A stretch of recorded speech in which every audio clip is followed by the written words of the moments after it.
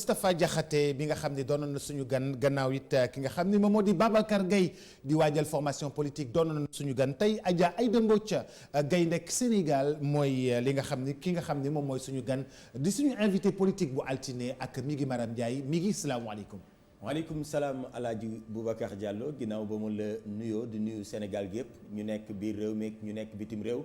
di leen wax dal leen jàmm seen biir rubrique politique comme ni ñu koy defee altine bu ne Boubacar. tey am nga gan bu mag. waaw comme ni nga ko waxee rek am nañ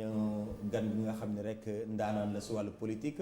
muy Aïssatou Mbodj moom mooy turam dëgg ñu gën ko xam si turu Aïda nekkoon na maire bu Bambey nekkit jamono ji ma àdd ak yow député sa assemblée nationale si jaar-jaaram nag si wàllu politique mun nañu xool ci ginnaaw jaar na fi nga xam ni moom mooy parti démocratique sénégalais nekkoon na fi jëwriñ ay yu bëri yoon dénkoon nañ ko jigéenu Sénégal tey jii nag mi ngi si ko jegi yor mouvement boppam muy ànd li nga xam ne rek moom mooy saxal liggéey ku ni saxal liggéey xam ni liggéey Sénégal moom moo ko tax a jóg looloo waral tey jii ñu woo ko si biir émission Tok Tok Sénégal ngir waxtaanee tolluwaayu réew mi Boubacar Diallo alors Adjaratou Aïda Mbodj ñu ngi lay nuyu di la wax dalal jàmm si biir Tok Tok Sénégal. asalaamaaleykum maa ngi leen di nuyu Sénégal yëpp di nuyu waa E-Media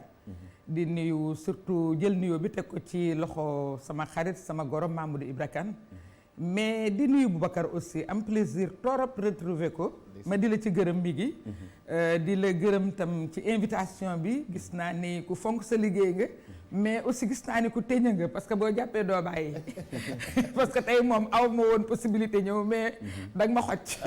waalo mel noonu. waaw c'est très bien. mais noonu la xam nga comme ni ñu ko waxee rek Tok Tok dafa doon ndaje boo nga xam ni dañ ko sàqal waa Sénégal bëgg nañ ciy dalal ndaanaan moo taxit yow yaay jigéen bu njëkk boo xam ni dañ la fiy dalal alors dañuy dem très rapidement Aïda Mbodj parce que actualité bi daf ñoo xoj te bëri lool te bëgg nañ daanaka laal ci poñ yëpp bu ñuy njëkkee nag moom moo jëm si rapport yi nga xam ni moom lañ fi génn bu yàggul dara gis nañ ni jamono ji moom mooy lëmbee réew mi d'abord ba nga déggee rapport yi génn na ñu gis ni encore une fois épinglé waat nañ ay kilifa yu yor waa ay gafaga fii si biir réew mi d'abord ban jàngat nga njëkk a def si loolu ay milliards yi nga xam ni ñun askan wi dañ koy dégg rek ñu naan salfaañe nañ ko. jërëjëf Migui man ci rapport yi sa maam rek laay évoqué njaag lu jiit njaag la te président mooy njaag parce que IGE ci ron président la nekk jumtuwaayam la boo xam ne ci lay saytoo te ñooñu ay haut cadre lañu de haut niveau yoo xam ne du ñu romb rek ni négal fii immédiat dara war na fee am négal ma ñëw xool ko dañuy xam fi ñu jëm mooy identifier ki nga xam ne moom la ñuy contrôle planifier contrôle bi bu ñu defee contrôle bi ba pare ñoom dañuy def rapport bu ñu defee rapport ba pare dañuy def recommandation foofu nag mooy problème bi recommandation yi président bi dafa am pour ériger ko en directive présidentielle directive présidentielle boobu mooy tax ku def naka sudul noonu ñu dal ci sa kaw kon nag responsabilité bi pour lu ñu wax IGE tooñ ko responsabilité bi président bi la incombé moom mi nga xam ne parce que tam IGE bi du dem te demul ci ndigalu président amul tam indépendance bu mel ni Cour des comptes moom ci exécutif bi la dépendre donc moom président bi moo war su defee dara mu wëlbatiku teg li nga xam ne moom la yoon santaane ak borom xam-xam yooyu li ñu ko sant ci loolu parce que ay ndawam lañu li ma dégg nag man wax dëgg yàlla leeral na mbir mi parce que introspection la leen sant muy lu bees ci IGE muy lu bees tam ci contrôle mu mel ni dafa am ñoo xam ne dañ leen di épingler tëj leen te man jàpp naa ne ñooñu opposition bi moom loolu introspection ay xaritam lañu mu lëng leen fompal leen seen mbagg ne leen góorgóorlu leen rek te ngeen def introspection. yow loolu nga doon xaar si moom. bien sûr que du xaaruma ko parce que bu ma la nee directive présidentielle. li Cour des comptes di conclure par exemple ku ñu war a yóbbu chambre administrative yóbbu la fa ku ñu war a yóbbu ci procureur yóbbu la fa. yaakaar naa ni président li surtout nag ban président Macky Sall. parce que ñun li ñu xamoon ci moom bi mu nekkee premier ministre mooy mayul woon kenn loolu mayu ko woon kenn leneen li ci des mooy dafa ñëw di wut Sénégal daal di demander gestion sobre et vertueuse la vertu nag voudrait que su nit ki yoree alali réew mi ba nga xam ne yor bi demewul na mu war a demee ay nit ñoo xam ne borom xam-xam lañu di ay kàngam xool ba xam ni kii li ñu ko santoon def ko moom mu jël ci tirer ci toutes les conséquences alors Aïda Mbodj qu'est-ce qui s'est passé comme que wax nga ko léegi premier ministre il était rigoureux mu ñëw jël réew mi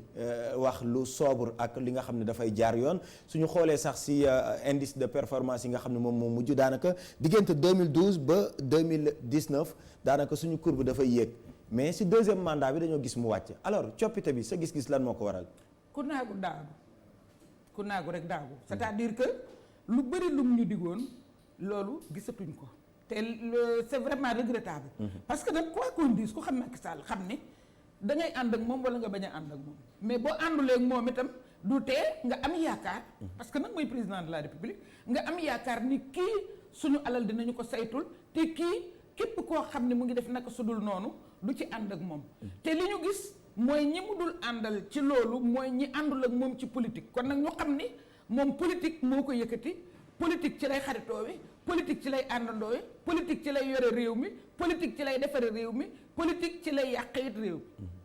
parce que boo dee politique ànd ak moom yow yaa fi gën a rafet yow yaa fi gën a baax mooy li ma ko tuddee woon depuis le début ni ko nañu xool président fi mu jëm parce que y a une gestion manichéenne de la république boo xam ne ñi baax nañ féete nii ñi bon nañ féete nii te ku dul xaritam yaa bon. mais en demandant par exemple à ces ministres de déclarer leur patrimoine est-ce que tamit loolu wanewul ni jóg na taxaw temb ngir li ñu nemmeeku mu daal di rek. déclaration de patrimoine bi OFNAC moo ko santaane. mu ngi ko santaane 2014 li may wax rek. daf ñuy nax di ñu nax ba naxaate bi dab benn xaritam bu mu bokkal politique mu taxaw parce que. loi 2014-17 moom moo wax déclaration de patrimoine bokkul ak déclaration de patrimoine am moom déclaration de patrimoine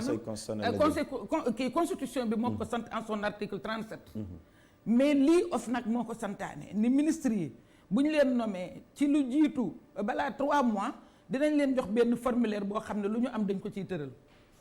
man nag dama jàpp ne ministre du n'importe qui moo koy doon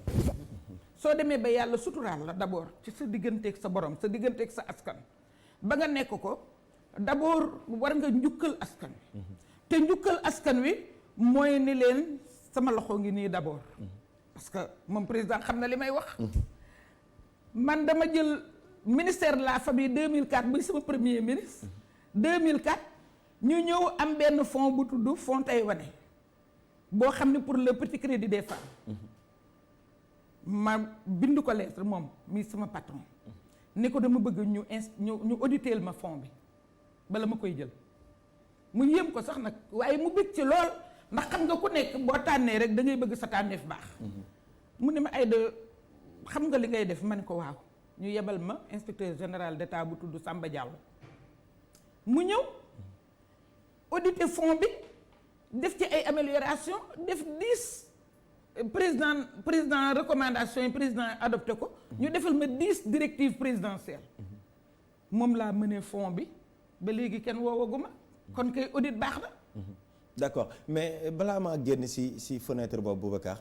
dafa am benn constat bi nga xam daanaka sénégalais yi bëri dañ ko def tey jii règle bi moom moo nekkoon dans les normes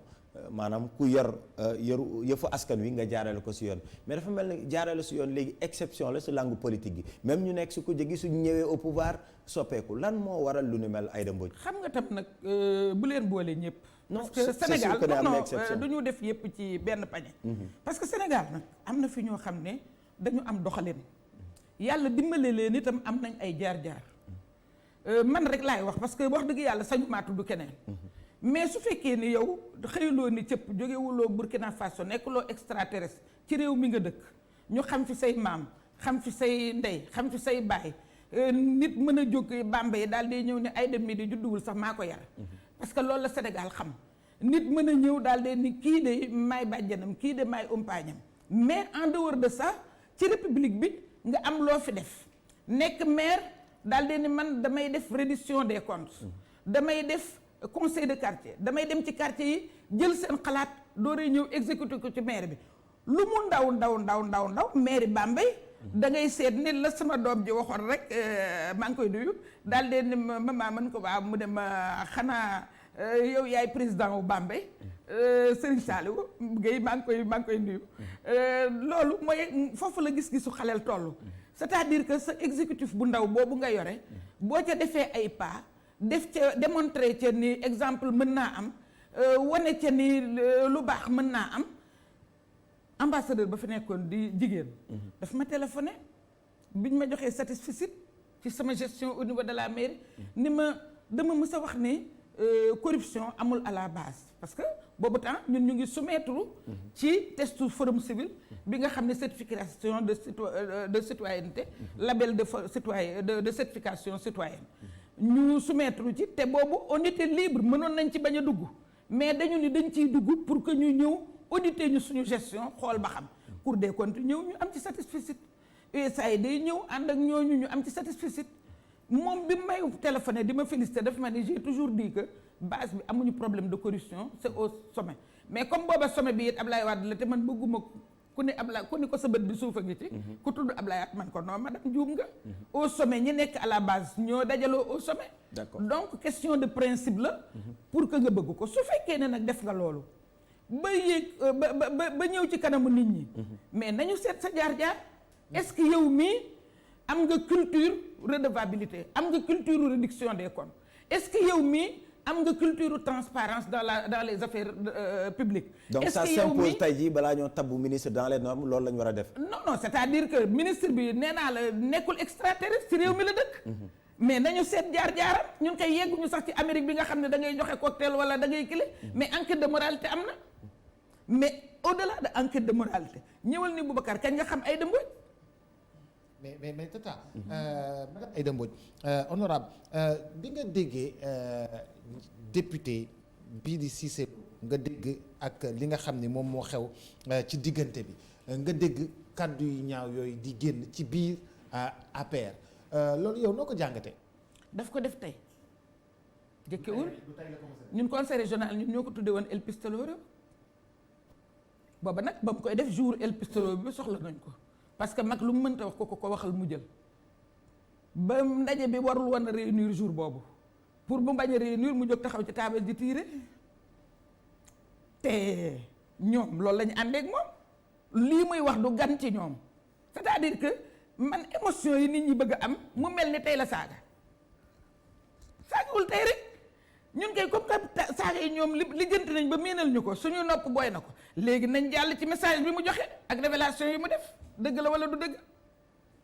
loolay problème bi. donc yow jàpp nga ni réaction bi nga xam ne moom moo si am c'est-à-dire ñu jël ko génne ko APR du loolu la ñu waroon def mais fond bi la ñu waroon dugg carrément. ñoom xam nañ Moustapha Cissé Lo ba pare lii muy def xam nañ ne Moustapha Cissé Lo du leen nangu ñu nekk ci seen olala alors que nekkatul président parlement CEDEAO nekkatul la mu war a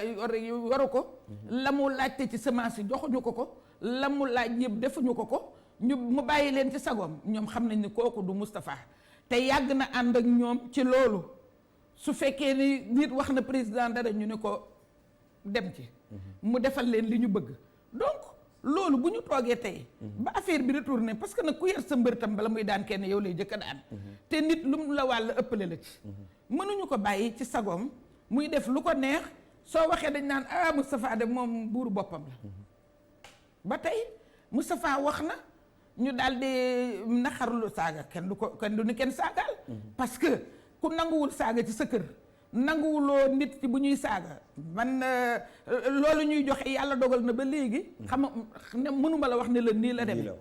parce que bu ma nekkee ci groupe sax ñu dugal ko ci damay génn. d'accord alors balaa ñoo dugg biir assemblée nationale ba tey jii dañuy des si wàllu woowu noonu maanaam wàllu yorin gi est-ce que yow jàpp nga ni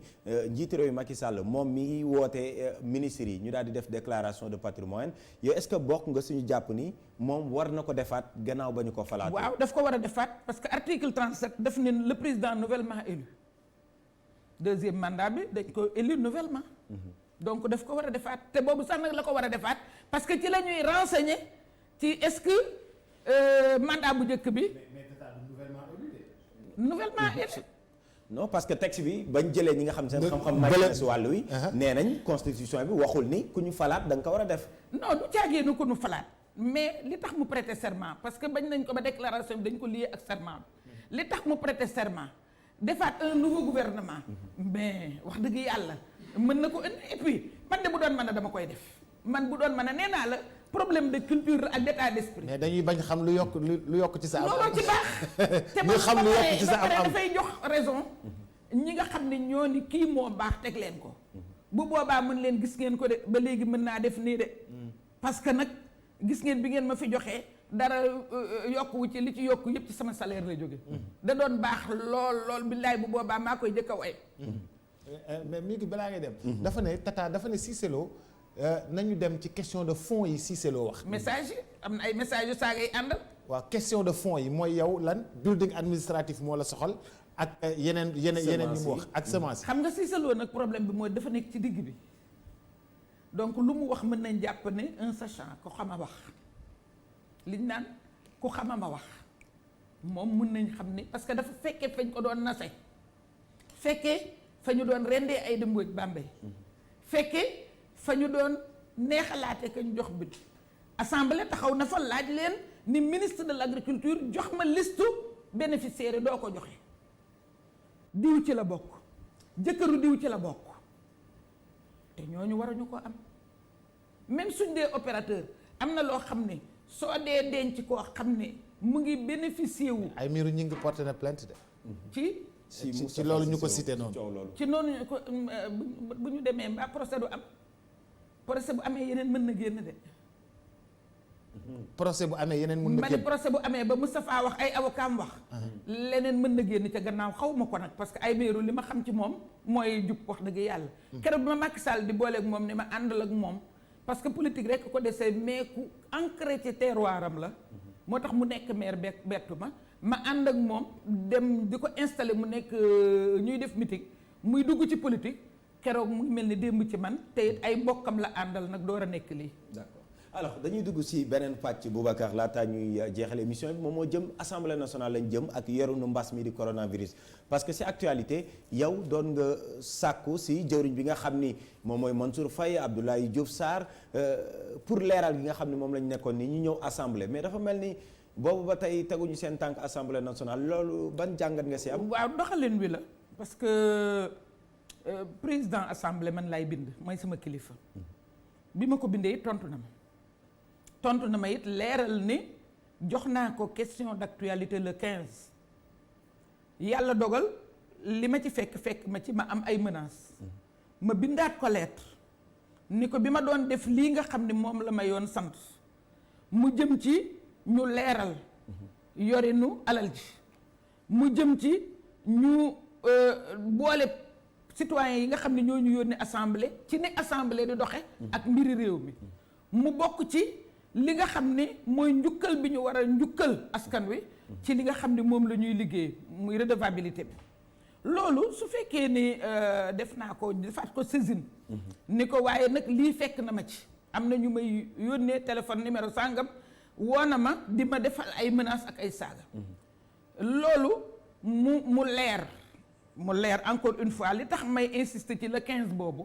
dafa war a leer parce que dafa am mais le 15 boobu noonu est-ce que tamit parce que si 15 boobu laa bëgg a des sax parce que mooy sama laaj waaw yow dafa mel ni da ngaa génn si presse bi ba noppi doog a dem assemblée nationale loolu nag say naataango yu bëri ñu ngi koy ñaawlu waaw mais ñooñu du ma leen tontu parce que kenn rek laa ci am lu ma naqari muy Seydou Diouf parce que dama nekkoon ak moom 11e législature ba pare moom dafa génn di jàngale affaire yoru nekkinu assemblée ma xam ne ku dem ba ci boobu daraja war ngaa rus yenn yi ndaxte dama lay jox rek ñaari date le 15 mu ngi ci lettre président donc jot na ko mais yéen journalistes yi da ngeen a baax da ngeen a am benn terme bu tudd exclusivité maanaam bu bees tàq la maanaam lu ñu jëkk a génne dañu ne source A révèle en exclusivité que madame Aïda Mbodj déposé na question d'actualité buy demander l'audition des ministres léegi exclusivité boobu seetal kañ la ko source A génne bu boobaa mënatuñu ne Aïda Mbodj génne na ko ci presse bi parce que yéen xanaa ñàkku leen fayda ba njëkk a am information bi di nangu source A di ko génne te loolu mais loolu du lay parce que donc loolu lu clair la que waxuñu ko avant le 15 kenn waxu ko avant le 15 au contraire dañu toog ba conférence des présidents am 3 jours après enrôlé wuñ ko ma xam ni la woon a gara la woon a garab moo di déposé naa fi question d'actualité daaw muy question d'actualité bu metti di problème mu xale yi ñu doon sacrifier di rey ay xale ba benn bis li indi émotion bi surtout nag dans le Bawol et dans tout le Sénégal mooy Kazu Rajab ñu jub si ko ñaari Serigne Fallou ñu reyandoo leen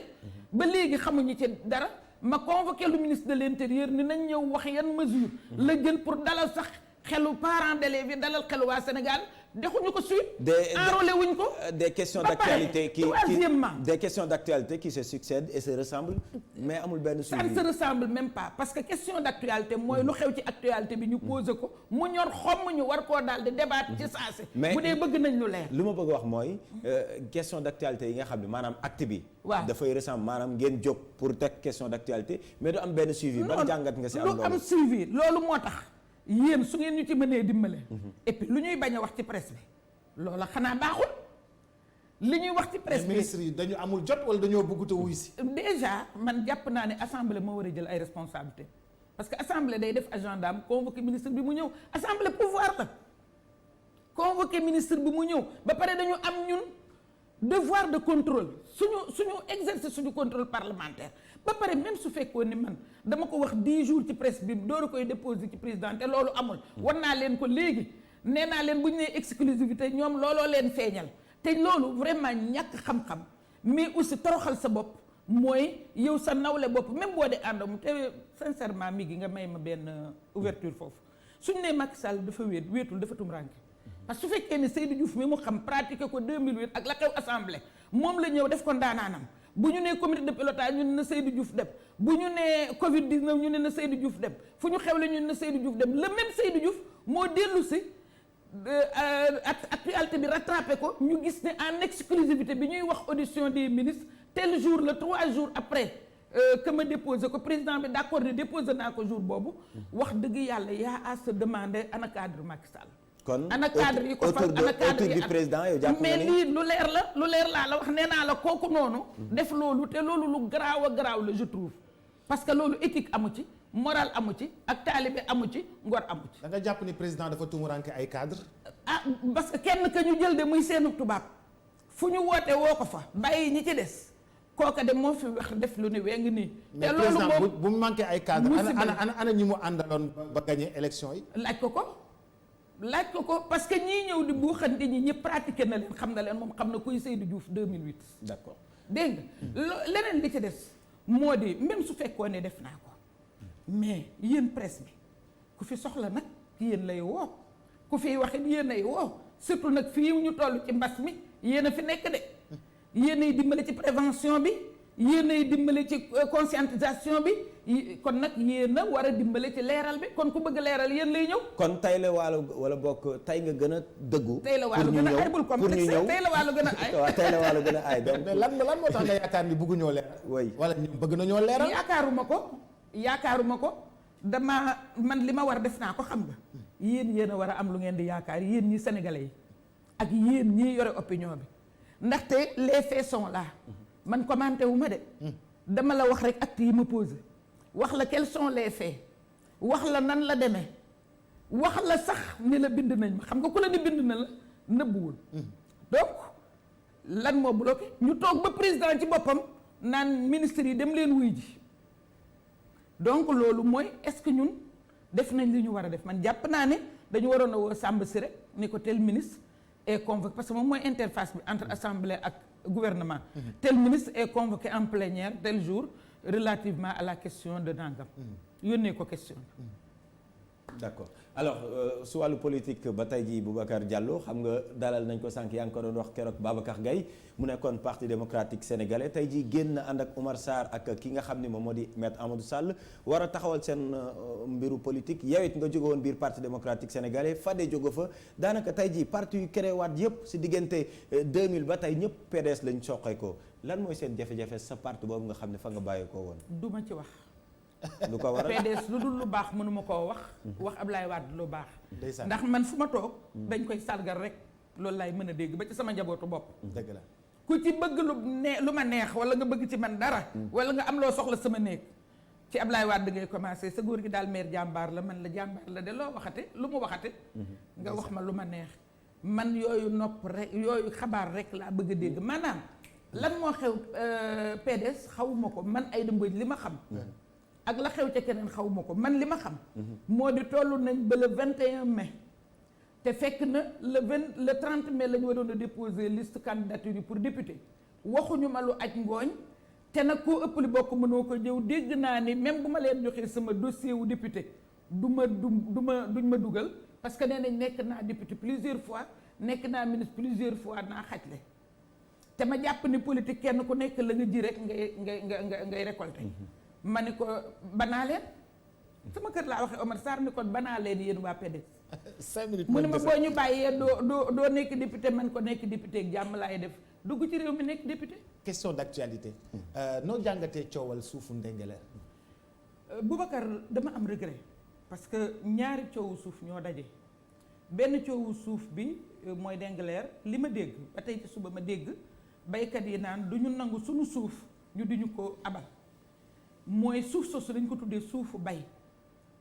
te ñun Boubacar Sénégal amuñu lu dul mbay baykat gëm yàlla lool am suufam yaakaar taw bi amul sax taw bi daf ko yaakaar parce que defuñu benn mécanisme pour mu am taw carrément daf ko yaakaar jiwu amu ko mu toog jonkan ci suufam di ñaan tàllal ay loxo yàlla di ñaan mu taw ba mu jiiti la mu am wóolu nag yàlla kooku suuf soosu suñ ko xañee lan la baykat deeti am leneen li ci des surtout ñu ni suuf suñuy bay parce que man ba léegi maa ngi ciy neutre parce que dama ne àll bu ni yàng ñu ni ko mën a jox tubaab yi nañ ko jox nationaux yi ñu exploité ko ka nekk ca village ba ca wet ga sax am ci loolu laa d'accord mais bi ma déggee nag ñu naan ñu ngi appelé pour ñu bay ça veut dire que doon nañ ko bay suuf suñ doon bay nag du suuf suñuy joxe parce que mbay mi itam dafa am solo ci suñu réew bu ñu amee naree am problème ci croissance ci problème mu Covid bii c'est que dañoo fonk suñu mbay xamuñu lu ñu am seetuñu lu ñu koy transformer seetuñu lu ñuy am ñun ci suñu bopp ba téyal ko suñu bopp donc suuf si ci suñu ay bijoux la bokk. mais yaay suuf suñuy bay ci taw bi kese. am industriel yoo xam ne mën nañ koo bay at bi yëpp la ban moo la si gënal. nga ñëw wax ko parce que am na beneen suuf boo xam ne mën nañ ko bayuñu ko am na suuf suñu bayu suuf su bëri ci réew mi bayuñu ko donc suuf si nga xam ne yow parce que problème bi moo di c'est même affectif il y a une charge affective say tool nga xam ne moom rek nga yaakaar tey am na ñoo xam ne bu ñu soxlaa tool yi la ñuy tey leen parce que loolu mooy seen bijou moom la ñu am te tam waruñu ñëw rek daal di koy jël ak force moi je pense que jar na waxtaan. nañu gën a dolli waxtaan bi. nañu dolli waxtaan d'autant plus que ñun loolu daf ñu laal parce que moom bi muy def conférence de presse daf ci tudd benn maire bu dëkk Bambey bu dëkk Kër Samba Kane te ñoom dañ koo jooy guddi jooy ko bëccëg parce que xam nga ne koy woo nit ni ko kaay ma may la consulter woo sa conseil municipal. Dernière question pour man kër Karim Wade yii nga xam ni moom mooy Bibo Bourgi bi mu moom ñu ne dañu koy jaay tey appartement yi à partir de 650 millions vendre ko aux enchères noo ko jàngatee loolu mooy actualité bi gën a tàng. mooy foqat ci jaay. ah déet dañu ne nag loolu ci kii bi la nag yaay booy. mais bien mal acquis yi la ci bien mal acquis yi la yoon moo ko nangu. yoon moo ko jël waaw lu ñu wax ci CREI ba ñoom ci seen bopp sax ñu ne dañuy dindi CREI bañ ne dañ koy dindi dañ leen ne déet bu leen ko dindi bàyyi leen ko ndax bu ëllëgee si biir CREI yi mën a àtte ñeneen comme que ñoom discrédité nañ CREI te avant ñuy discrédité CREI yi sax avocat ba nga xam ne moo prononcé woon yooyu en pleine audience lañ ko dindi. am beaucoup d'actes yoo xam ne posé nañ ko yoo xam ne lavé na Karim Wade wax dëgg yàlla la nga xam ne jëloon nañ ci moom mënoon nañ ko bàyyeel. ah mais yaay ay këru 650 millions du ko nit di amee moom. ah waaw yow tam président bi mu defee déclaration de patrimoine am na ay kër di te diggante 2009 ak 2012 boobu 3 ans donc moom jàpp nañ ne ay fonction premier ministre moo ko may loolu ñu nangul ko. waaw fonction premier ministre yooyu ka ko joxoon mooy jur Karim Wade. alors pour finir également Boubacar man si actualité bi Faidherbe bu laa jëm Saint-Louis parce que moom si jaar-jaaram également Ndar la jàngee donc Faidherbe aussi question boobu soxal ko loolu alors tey jii Faidherbe dafa war a daanu daanaka yow ànd nga si loolu ban gis-gis nga si am ak ban taxawaay lañ si war a def parce que ñenn ñi jàpp nañ ni war naa daanu am na sax ku proposé ku fi nekkoon jëwriñ muy Aminata Touré jàpp nañ ni ndata yàlla moo fa war a samp. soo nee Ndar nga jànge rek loolu mooy yaa ngi def référence ci lycée Ahmed Fall. Le 25 janvier bi passé waa lycée Ahmed Fall maanaam ña fa doon jànge ñu bëri nag ñoo xam ni tey élite lañ ci réew mi dañu def benn opération bu ñu tudd dellu Ndar dañ koy def at mu nekk. Ki koy def nag mooy CALAF mooy la convergence des anciens du lycée Ahmed Fall. bi ñu demee nag ci dellu Ndar boobu dafa amoon benn panel boo xam ne dañ ko séq ak BIT maa ngi nuyu sama mag Mame Say Seck ñu wax ma ci ne naa ci def communication surtout jigéen ñi ak pouvoir ak autonomisation bi ak lu tax ñu war leen a orienté ci filière scientifique. ci biir waxtaan wi nag ma wan leen ni leen Sénégal surtout fii ñu toog muy Ndar bu ñuy wax pouvoiru jigéen il faut ñu def référence ci Ndate Yàlla mais li ko jiitu mooy magam Njëmbët parce que Njëmbët nekk na ren ba 46 Ndate Yàlla door koy succédé dama ni leen dama bëggoon ñu créer benn statut pour Ndate Yàlla Soor parce que Ndate Yàlla moom dafa sonaloon tubaab yi def fa ay gërit ci Soor ni leen sama suufu maam la donc fu ngeen fay jaar bind tubaab bi lettre ni ko suuf si maa ko moom man rek maa ko moom les terres m'appartiennent et m'appartiennent à moi seul. Mais Njëmbët nag moom île de Saint-Louis dañ ko yoreel njukkal parce que traité yi mu signé tubaab bi yëpp biir île de Saint-Louis la ko signé ca boobu mooy li ngay wax fa laa defee woon déclaration ni nañu jël Faidherbe ba wàcce ko def fa Njëmbët. alors Boubacar gis nga ni Faidherbe day daanu ñëpp si ànd waaye ku koy wuutu moo nar a doon jafe-jafe Aminata Touré jàpp na ni Ndate Mbodj Ndate Yàlla la bu dee Ndate Yàlla tam baax na moo Njëmbët a bokk ndey ak baay Njëmbët Fatim Xuriyaay moo leen kii Fatim Yamar Xuriyaay moo leen jur moo dee woon ca talaatay ndeer dëgg la yaay booy fi ñuy tëjee mooy jigéen ñi ci réew mi yaa ngi gis ni yore woon nga jigéen ñi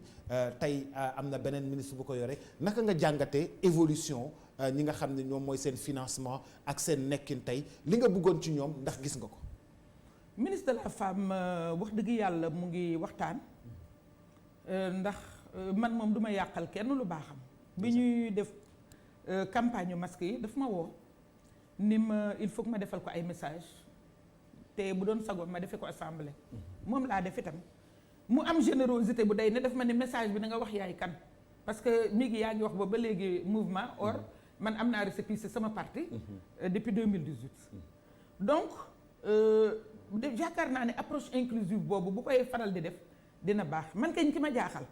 mooy ministre bii wër di tourner te li muy tourner kenn xamu ko muy ki yore microfinance Zahra Iyane Thiam waaw man de dégg naa benn présidente conseil laa la wax de ñaar dong lañu présidente conseil départemental ngay ñëw ci dëkkam ci département xamul koy financé gisul koy financé yëgaloo ko balaa veille tard dans la nuit la ko préfet bi woo ne ko ministre microfinance daf fii ñëw kooku bind ko lettre bind ministre bi lettre ni ko du ma ñëw du ma yónnee xawma gisuma yëgaloo ma ci guddi la ma ko préfet bi yëgal comme ni mu bëgg a defaree délégation donc du ma ca ñëw maa ngi koy félicité moom itam ndax fulla nag moom mooy jaay Dakar te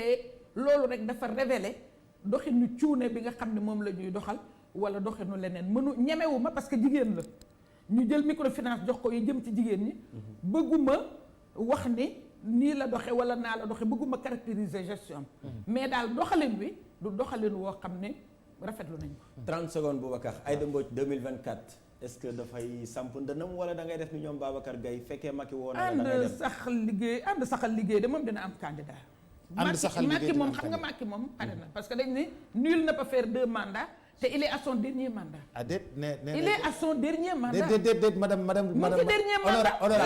honorable nee na ñoom nee nañu benn mandat bële. lii bokk ci woon. lan la ñu léegi dafay présenté woo. ma ne benn Sénégal la fi am.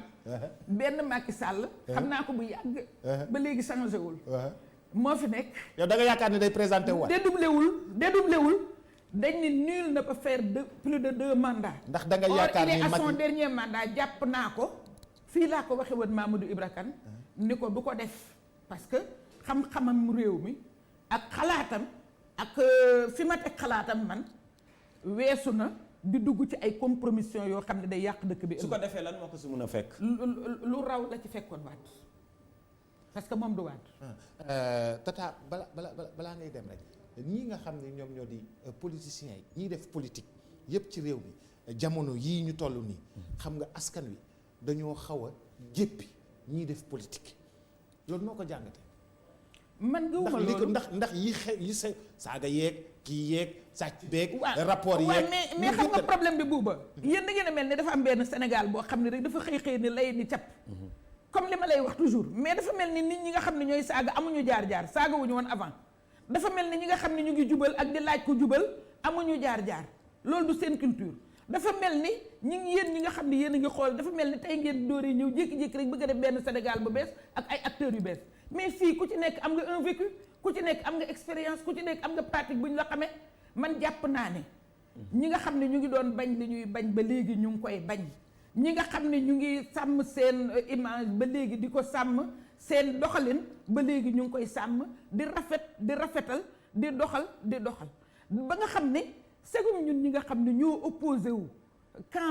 camp pouvoir bi segum kenn du ci dégg lu ñaaw ñu wax ko wax naa la léegi li ma xam ci Macky Sall te muy lu baax wax naa la léegi li ma xam ci ay maire ñu ngi te muy lu baax ñun loolu la ñu xam te du tee nga assumer say position du tee nga bëgg li nga bëgg ñi lay bëgg dinañ la bëgg ci kaw loolu en tout cas gaynde Bawol gi ngeen ma wax te mu nekk léegi gaynde Sénégal ña ma ko defal bañ ma koy defal boobu ci opposition laa nekk ma gagné largement ca Bambey loolu mooy waa Bambey la ma yor ñoo ma ko jox parce que dañ ma xam pratiquer ma dugg ak moom man ba waa Sénégal xam ma apprécier ni waa Bambey di apprécier.